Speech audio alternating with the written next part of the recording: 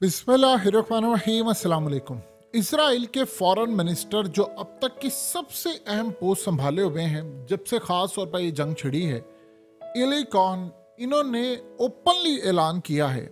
उन्होंने कहा है कि हम वार्न करने जा रहे हैं कि अगला नंबर जो इस वक्त आने वाला है वो हसन नसरुल्लाह का है, और उन्होंने कहा कि हम उसका सफाया करने जा रहे हैं, इसको किसी सूरत जिंदा नहीं रहने दिया जाएगा और इसका खात्मा अब हम करने जा रहे हैं और हम कहकर उसको मारेंगे। अब आप ये सोचें कि इस सारे मामले पर इसराइल का फॉरेन मिनिस्टर अगर ये बयान दे रहा है और वो कहकर कहता है कि हम करने जा रहे हैं, उसकी क्या वजह है। हालिया इन्होंने जो ईरान का एक कमांडर मारा था शाम के अंदर, उन्होंने ये कहा है अब लिबनान को कि हमारी फिंगर टिप्स के ऊपर इंटेलिजेंस मालूमात है, अब हम तुम लोगों को मारने जा रहे हैं तो तैयारी कर लेना, हम कहकर आ रहे हैं तुम्हें मारने के लिए। अब ये जो असल में उसने बात की है, एक बात आप अपने दिलो दिमाग में अच्छी तरह बिठा लें कि एक दफ़ा अगर ये मामला हो गया, देखिए माजी में भी तो वो कोशिश कर चुके हैं हसन नसरुल्लाह को मारने की, जो हिजबुल्लाह के चीफ हैं, लेकिन अब वो ओपनली ऐलान करें। अब वो कह रहे हैं कि अब हम तुम्हें टारगेट करने जा रहे हैं। पिछले काफ़ी अरसे से हसन नसरुल्लाह की जो लोकेशन होती है वो बड़ी खुफिया होती है। इसराइल ने बड़ी कोशिश की लेकिन वो नुकसान नहीं पहुंचा सके।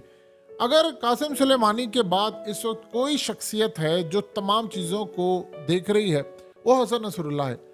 अब हो क्या रहा है कि अचानक इनको जाकर हिजबुल्लाह को कहना पड़ा। देखिए मामला है काफ़ी हद तक कंट्रोल से बाहर हो गए। हसन नसरुल्लाह को अगर इन्होंने मारने की कोशिश की तो जाहिर सी बात है एयर स्ट्राइक तो ये करेंगे नहीं। इनकी कोशिश होगी कोई जहर दे दे, इनकी कोशिश होगी कि हम वहाँ से कोई अपना मुखबर भेजकर या कोई इंटेलिजेंस मालूमात इस तरह करके कुछ हमला कर दें। अगर इस सारी सूरत हाल में इजराइल अपने इस प्लान में कामयाब हो गया तो शायद हमने इस रुए ज़मीन पर इतनी खतरनाक जंग का सुना भी नहीं होगा। देखना तो बड़ी दूर की बात है, किताबों में पढ़ना तो बड़ी दूर की बात है, शायद हमने इतनी खतरनाक जंग का देखा या सुना भी नहीं होगा जो पूरे खित्ते में छिड़ जाएगी और ये पूरे वर्ल्ड को लपेट में ले लेगी। ये बात ज़हन में रखिएगा, ये पूरे वर्ल्ड को लपेट में ले लेगी और इतनी बुरी तरह लपेट में ले लेगी कि शायद उसके बाद इस खित्ते की सलामती बिल्कुल ख़त्म हो जाएगी, क्योंकि इसके बाद ईरान से लेकर यमन और वह तमाम ताकतें जो कभी इस जंग के अंदर कोशिश कर रही है, जैसे मिसाल के तौर पर 2 दिन पहले जो बाइडेन ने यह बात कही, उसने कहा जी मैंने नहीं कहा नेतन्याहू को कि तुम सीज फायर कर लो, इस जंग को ख़त्म करो। और 2 दिन बाद आज पूरे मीडिया के ऊपर छाई हुई है खबर ये कि कतर और जो बाइडेन मिलकर काम करें कि किसी तरह परमानेंट सीज फायर हो जाए और ये जंग ख़त्म हो जाए, और वो पूरी कोशिश करें। इस सूरत हाल में उनके मामला तय हो रहे हैं। अब यहाँ पर एक बयान आने का मतलब है कि आपने फैसला कर लिया है, यानी इजराइल ने फैसला कर लिया है और उसको पैगाम दिया है कि अगर ये जंग हम हारे हैं तो नेतन्याहू की हुकूमत अगर जाती है तो जाने से पहले हम तुम्हें भी नहीं छोड़ेंगे और हम जितना हो सके हमला करेंगे। देखिए शायद इजराइल ने फैसला कर लिया है कि उसकी निजात इसी में है कि तीसरी जंग अजीम छिड़ जाए और वो आखिरी हद तक मारने जा रहा है। उसने कहा नहीं, हमने नसरुल्लाह को नहीं छोड़ना और हम जा रहे हैं उसको मारने के लिए। इसके बाद आप ये देखेंगे कि पूरे खित्ते के अंदर जहां जहां अमरीकी मफादात होंगे, इसराइली मफादात होंगे, देखिए फिर वो जो 2.5 लाख मिसाइल पड़े हुए हैं हिजबुल्लाह के पास, वो फिर उन्होंने रखने नहीं है, उन्होंने वो फिर चला देने। और फिर ईरान के पास जो अल-फतह मिसाइल है, ये तमाम चीज़ें फिर उन्होंने रखने नहीं है, फिर उन्होंने चला देने हैं। जब वो मिसाइल चल जाएंगे तो फिर शायद देख लें इसराइल का कोई कोना ऐसा सलामत नहीं रहेगा, कोई कोना ऐसा सलामत नहीं रहेगा कि जहां पर जंग ना हो रही हो, मिसाइलों की बरसात ना हो रही हो। और गालिबन फिर शायद हम वो लम्हा देखेंगे कि 30, 40 या 50 लाख इसराइली अपना मुल्क छोड़कर चले जाएंगे, क्योंकि वो जंग जिसके बाद सारे, जाहिर सी बात है, देखिए एक दफ़ा ये काम हो गया तो उसके बाद हिजबुल्लाह ने तो अपने वो 2.5-3 लाख जो मिसाइल है वो छोड़ने नहीं। आपने किसी का चीफ मार देते हैं तो उसके बाद वहां से फिर लड़ने वाले निकल जाएंगे। फिर वो जितने ममालिक कोशिश कर रहे हैं कि जंग ना हो, वो फिर नाकाम हो जाएंगे और जंग हम बड़ी खतरनाक देखेंगे। देखिए पहली मर्तबा ऐसा हुआ है कि इराक मलेशिया जो है, जिसको ईरान बैक करती है, उसकी जानिब से एक ड्रोन मारा गया है गोलान हाइट्स की जानिब, और ये पहली मर्तबा हुआ है कि इसराइल पर गोलान हाइट्स की जानिब आकर एक ड्रोन मारा गया। यानी इतनी तगड़ी अब सूरत हाल पैदा हो गई है इसराइल के लिए कि वहां पर वो कह रहे हैं कि अब चीज़ें हमारे कंट्रोल से बाहर। वो हसन नसरुल्लाह को क्यों टारगेट करना चाह रहे हैं? देखिए, शायद मीडिया के अंदर कम इस बात का जिक्र हो रहा है, लेकिन लिबनान का बॉर्डर बहुत ज़्यादा सुलगता जा रहा है। वहाँ पर हालात बहुत ज़्यादा ख़राब हो चुके हैं, इतने ज़्यादा ख़राब हो चुके हैं कि डेली बेसिस के ऊपर वो इसराइल के फौजी मार रहे हैं और वो साथ साथ वीडियोस रिलीज़ कर रहे हैं। लोग शायद देखते हैं कि हमास की जानिब से लड़ाई हो रही है, लड़ाई वहाँ पर बहुत ज़्यादा हो रही है और इतनी ज़्यादा लड़ाई हो रही है कि जिसकी इंतहा नहीं है और इतने फौजी मारे जा रहे हैं कि इस तस्वीर को अगर आप गौर से देखिए, ये इसराइल के एक फ़ौजी है जो मारा गया था, उसकी बीवी आई। ये बहुत सारे जो फौजी मारे गए उसमें ये सेरेमनी थी। वहां पर एक फौजी जो मारा गया उसकी बीवी आई और उसने आकर कहा, और कितने लोगों को यतीम करवाना है, कितने लोगों को यतीम करवाना है, कितनी खवातीन को आपने बेवा करवाना है, कितने बच्चों को यतीम करवाना है इसराइल के अंदर। मैं खुदा से कहती हूँ कि बहुत हो गया, कितने बच्चे यतीम होंगे, कितना होगा, अब बर्दाश्त से बाहर हो रहा है, अब इनफ इज इनफ हो गया। उसने असल में इसराइल को कहा, इसराइल की फोर्सेस को कहा, इनफ इज इनफ हो गया, बस कर दो, अब ये जंग खत्म कर दो, अब हमारे बर्दाश्त से बाहर हो गया, हमारे इतने फौजी मारे गए, इतने फौजी मारे गए कि अब हमें लड़ने की कैपेसिटी नहीं है। इसराइल ने कभी अपनी फौज का नुकसान इतना देखा ही नहीं है जितना इस दफा उनका नुकसान हुआ है। अभी तो ये सूरत हाल है, आप ये सोचे कि अगर वहां से मामला हो गया तो फिर हिजबुल्लाह ने जो 2.5 लाख के करीब उन्होंने मिसाइल है और बड़े लॉन्ग रेंज मिसाइल है, वो उन्होंने सारे मिसाइल चला देने। आयरन डोम देखिए, 2 आयरन डोम तबाह किए हिजबुल्लाह ने अब तक। 2 आयरन डोम अगर उन्होंने तबाह किया, और हिजबुल्लाह को बहुत सारे ममालिक ने दहशतगर्द तंजीम डिक्लेयर किया हुआ है, अब 2 आयरन डोम उन्होंने तबाह किए हैं, तो इसराइल के पास इतनी ज्यादा कैपेसिटी तो है नहीं कि वो इस सारे मामले पर इनको रोक सके। अब लड़ाई इतनी खतरनाक बढ़ती जा रही है कि बाइडन को और कतर को फौरी तौर पर हंगामी बेसिस पर वो एक प्लान बना रहे हैं और वो कोशिश कर रहे हैं कि किसी तरह हम इस जंग को रोक दें। अब ये हमारे कंट्रोल से बाहर चली गई, अब ये उस लेवल पर चली गई जहां पर हम कुछ भी नहीं कर पाएंगे। ये जो बदबख्त इसराइल का फॉरेन मिनिस्टर है, इसने आकर एक बात की है जिससे क्लियरली आपको अंदाजा हो जाएगा कि ये खाली इन्होंने हसन नसरुल्लाह को नहीं मारना, इन्होंने पूरे का पूरा खित्ता आग में धकेल देना है। ये कहता है आकर कि मैंने बहुत सारी कंट्री से हमने बातचीत की कि हम फलस्तीनियों को यहाँ से निकालना चाहते हैं और आप उनको अपने यहाँ पनाह दे दें। उसने कहा कि कोई मुल्क इनको लेने को तैयार नहीं है, ना मिस्र लेने को तैयार है, ना यूरोप, ना कोई और मुल्क। मैं फिर भी कह रहा हूं, अगर कोई मुल्क चाहता है इनको लेना तो हमें फ़ोन कॉल करे या हमें ईमेल करे।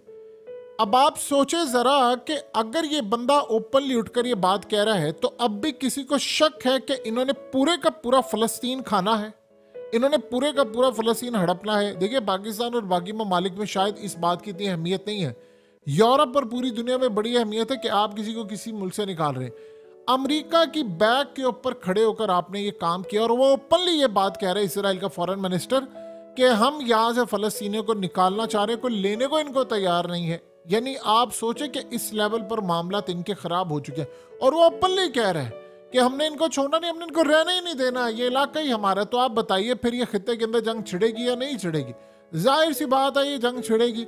अब इस सारे मामले के अंदर आप देखिए कि इजराइल का इतना ज़्यादा नुकसान हो रहा है कि वो कह रहे हैं कि इस वक्त 7 फ्रंट से हम पर जंग मुसल्लत है और हमारे फौजी इतनी बुरी तरह मारे जा रहे हैं, इतनी बुरी तरह मारे जा रहे हैं कि उधर मैक्रोन ने ओपनली कहा है, उसने कहा कि इसराइल को बहुत खतरनाक सूरत हाल पैदा करने जा रहा है। हम क्लियरली वार्न कर देना चाहते हैं इसराइल को कि इससे आगे ना बढ़ना। ये जो आप फ़लस्तीनियों को यहाँ से निकालने की कोशिश कर रहे हो ये बड़ी तबाहकुन है।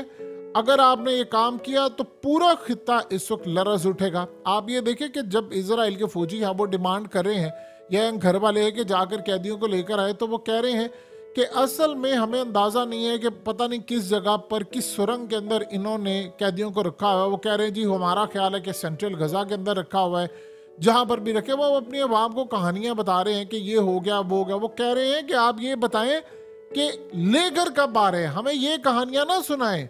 अब उनके पास करने को कुछ नहीं है। आपको कहा था पिछले काफ़ी अरसे से कि इसराइल बंद गली में चला गया है। जब आप बंद गली में चले जाते हैं तो एक बात याद रखिएगा हमेशा से, फिर आप कुछ ऐसा बड़ा करना चाहते हैं जिससे पूरे का पूरा खित्ता जंग में लपेट लिया जाए।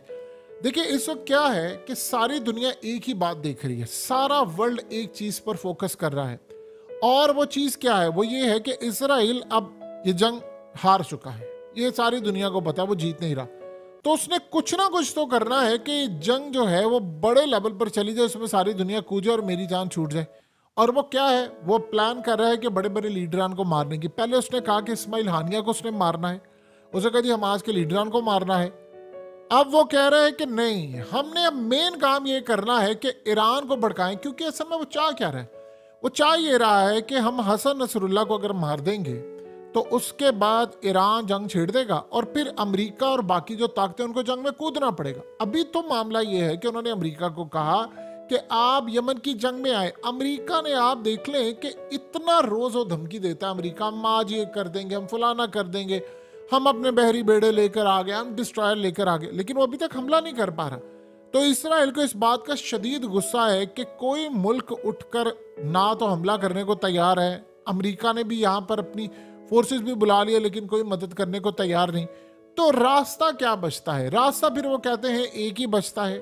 देखिए, इसराइल इस वक्त पूरी तरह अमेरिका की पॉलिसी को कंट्रोल करता है, लेकिन इस वक्त इसराइल के लिए जंग करना अमेरिका के लिए बड़ा मुश्किल है। इलेक्शन सर पर खड़ा है। देखिए, वहां पर सूरत हाल ये है कि ट्रंप इस वक्त लीड कर रहा है, ज्यादा जो उसकी पोजीशन है वो लीड कर रहा है, और वो उसकी जो नाअहली थी वो भी खत्म हो गई है। तो लिहाजा इस सारे मामले पर सबसे बड़ा इशू जो इस वक्त खड़ा हुआ है नेतन्याहू के लिए कि इस इलेक्शन के साल के ऊपर कोई भी अमेरिका कोई नई हरकत नहीं करना चाहता, लेकिन अब उसको परवाह नहीं है। वो कहता है कि मेरे लिए करो काम, मैं पॉलिसी तुम्हारी बनाऊंगा। अब वो प्लान ये करें कि अगर हम हसन नसरुल्लाह को मार देते हैं तो जाहिर सी बात है फिर तो एक ना खत्म होने वाली जंग छिड़ जाएगी। वो ऐसी जंग छिड़ेगी कि वो फिर शायद इसराइल के खात्मे तक ये कहते हैं कि हमने जंग करनी है। तो इसमें जब वो आएगा तो ईरान भी कूदेगा, तो ईरान कूदेगा, फिर अमेरिका को लाजिम आना पड़ेगा, और अमेरिका के साथ कितनी ताकतें हैं। लेकिन ये इतनी बड़ी गलती इसराइल करने जा रहा है, इतनी बड़ी गलती करने जा रहा है कि आप उसका अंदाजा नहीं लगा सकते। ये लोग कुछ भी कर सकते हैं, ये लिबनान के ऊपर एटमी हमला भी कर सकते हैं, ये भी याद रखिएगा। ये किसी भी वक्त अब आकर, वो प्लान क्या कर रहे हैं, प्लान असल में वो ये कर रहे हैं कि अगर हम हसन नसरुल्लाह को किसी तरह मारने की कोशिश करें तो साथ हम लिबनान का पूरा मिसाइल सिस्टम जो है वो भी तबाह कर दें। देखिए, अगर ऐसी सूरत हाल हो सकती बुरी दुनिया के अंदर तो पूरा वर्ल्ड यही काम करता, लेकिन इन्होंने अब अगला जो प्लान बनाकर रखा हुआ है, जो सबसे ज्यादा इनका खतरनाक प्लान है, वो ये है कि कोई ना कोई हमने बड़ा काम अब करना है, कुछ बड़ा करना है जिससे ये जंग बड़े पैमाने पर चली जाए।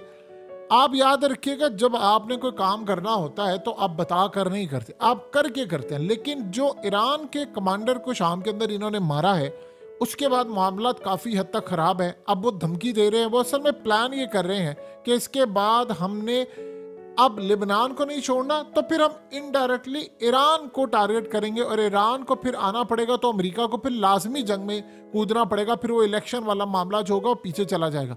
तो ये सूरत हाल इस वक्त इसराइल की पैदा हो रही है।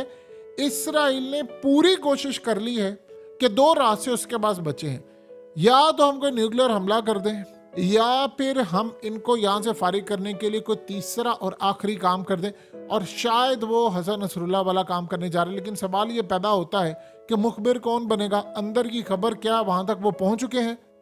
इसराइल कोशिश तो पूरी कर रहा है। पहले उन्होंने माजी में कभी ओपनली इस तरह ऐलान नहीं किया, अब वो ओपनली इसलिए ऐलान कर रहे हैं कि कोई उनको फेस सेविंग चाहिए। देखिए, अगर आपने ये काम कर दिया तो शाम के अंदर इतनी ताकतें जमा हो जाएंगी इसराइल पर हमला करने के लिए कि ईरान पूरी कोशिश करेगा कि एक तो हमला करे उसने इराक मिलिशिया, और शाम के अंदर स्पेशली रशिया की उसने मिलिट्री बेसेस इस्तेमाल करनी है कि कुछ उसके जो मिसाइल हो, जो लॉन्ग रेंज ना भी हो, तो वो हमला करे वहां पर। वो फिर वो हथियार पहुंचाएंगे। ये जो 25 लाख के करीब इस वक्त ईरान के अंदर लोगों ने अपने आप को रजिस्टर करवाया इस जंग के लिए, तो फिर जंग में भेज देंगे। फिर यहाँ पर यह मामला हो जाएगा, जब जंग बड़े पैमाने पर छिड़ेगी तो फिर रशिया जब देखेगा तो सबसे पहले आपको जो रीजनल जंग बड़ी जब शुरू होगी तो आपने एक चीज पर नजर रखनी है जिससे आपको पता चलेगा, वो है रमजान कादरेव। रमजान कादरेव को जिस दिन प्यूटन ने हुक्म दे दिया, जब वो अपने चेचनियन फाइटर्स लेकर निकल गया, तो बस आप ये समझ लें कि अब इस जंग को दुनिया की कोई ताकत पूरे वर्ल्ड में फैलने से नहीं रोक सकती। जैसे ये सूरत हाल पैदा होगी तो आप देखेंगे कि सबसे पहले पूरी दुनिया में खुराक का बहरान पैदा शुरू हो जाएगा। खुराक का बहरान पैदा होगा, बेशक इजराइल की जितनी बड़ी तबाही हो। और ये भी पॉसिबिलिटी है कि अगर इन्होंने हसन नसरुल्लाह को मारने की कोशिश की या मार दिया उन्होंने, तो फिर शायद इनके डिमोना के ऊपर डायरेक्टली हमले होंगे। याद है आपको कि जब हमास ने रॉकेट मारा था 7 अक्टूबर को, तो वो जाकर हिट किया था। लेकिन उसका डिफेंस सिस्टम बीट आखिरकार वो करके, नुकसान कम हो ज्यादा हो इसको फिलहाल साइड पर कर दे, लेकिन वो कम से कम इनका डिफेंस सिस्टम बीट करने में कामयाब हो गए थे। तो अब भी सूरत हाल कुछ ज्यादा बदली नहीं है।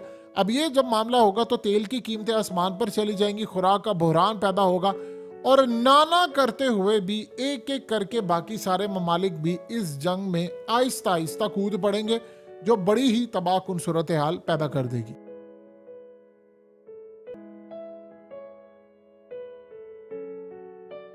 हकीकत टीवी को सब्सक्राइब करना मत भूलें, वीडियो को लाइक करें, शेयर करें और कमेंट सेक्शन में अपनी राय का इजहार जरूर करें।